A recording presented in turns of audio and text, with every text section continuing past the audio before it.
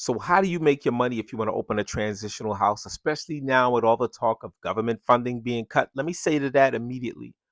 That has not been approved yet. That still has to go through Congress. Right now, 2025 funding from federal to local level, state level is still in place. It's 2026. And just because they may cut some funding, they're not going to cut all funding.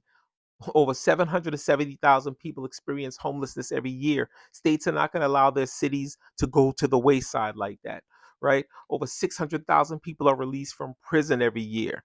You don't think that the government has to have funding in place for those people so that they don't return to a life of crime? And what dangers that may pose to the average citizen? We don't know, right? So all I can say is don't let the fear get a hold of you where you stop thinking rationally and you stop willing to invest in yourself. So I can tell you right now why you want to get into a transitional housing.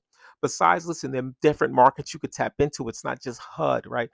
Not just disability, like I said, people with mental disability, not just veterans, not just women that are homeless, that dealt with DV, not just people that are coming out of foster care and they're young adults and now they need help. They call that maybe aged out or a young adult demographic, of course, the prison population. But with the cost of living so high right now, the cost of living is so high, more and more families are going to be renting rooms. More and more people are going to be renting rooms. You want to jump into this transitional housing business today. I'm telling you. Look, right now there's over 1.8 million available properties on the market that cannot sell.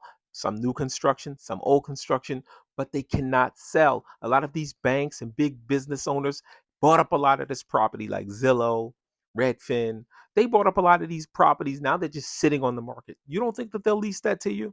I have plenty of students that are doing this. The good thing about leasing the property, look, I own my real estate. I always say that I love owning, but the good thing about leasing is you can scale a lot faster. Let's say, for instance, you lease a property today from one bank or one property owner. You do a great job, good business rapport. You don't think within 2 months later, if you want to lease another one of their properties, they're going to give it to you. I have two students right now that I keep in touch with that are doing that. They're scaling. One gentleman I know I helped him get one property from that. 2 months later, he told me he was on his second. Now that last time we spoke, he's on his third property. You can do this. So anyway, so if you want to know more, sign up for the class.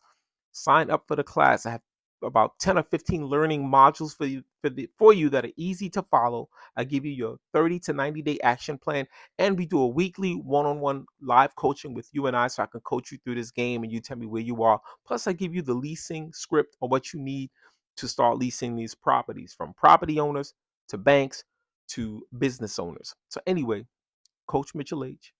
Thank you so much.